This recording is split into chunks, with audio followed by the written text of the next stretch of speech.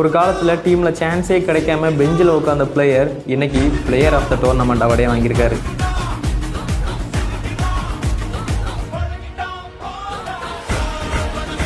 இன்னைக்கு இவரை பற்றி கொஞ்சம் தெரிஞ்சுக்கலாம் வாங்க. உங்களுக்கு தினமும் ஸ்டோரி கேட்கறது பிடிக்கும் அப்படின்னா நம்மளோட பேஜை ஃபாலோ பண்ணிக்கோங்க.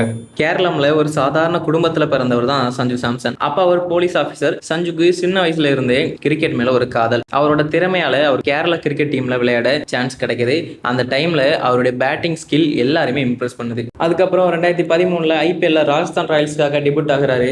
அப்பவே ஒரு யங் எக்ஸ்ப்ளோசிவ் பேட்ஸ்மேன் எல்லாரும் பேச ஆரம்பிச்சாங்க. ஆனா இன்டர்நேஷனல் கரியர் அவ்வளவு ஈஸியா இல்ல. 2015 அவர் இந்தியன் நேஷனல் கிரிக்கெட் டீமுக்காக டெபியூட் பண்ணாலும் அதுக்கப்புறம் பல டூர்கள் பிளேயிங் லெவன்ல இல்லாம பெஞ்ச்ல தான் இருந்தாரு. ஆனாலும் சஞ்சு சாம்சன் கிவ் அப் பண்ணல. ஐபிஎல்ல தொடர்ந்து ரன் அடிச்சு ராஜஸ்தான் ராயல்ஸ் டீமுக்கு கேப்டன் ஆனாரு. அதுக்கப்புறம் 2024 T20 world cup squad member announce பண்றாங்க.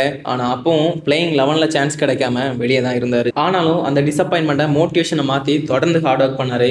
அதுக்கப்புறம் அவருக்கு கிடைச்ச பெரிய மேடை தான் 2026 T20 வேர்ல்ட் கப். அதுல நாக் அவுட் மேட்ச்ல வாய்ப்பு கிடைச்சி ஆப்போனன்ட் டீமே நாக் அவுட் பண்ணாரு.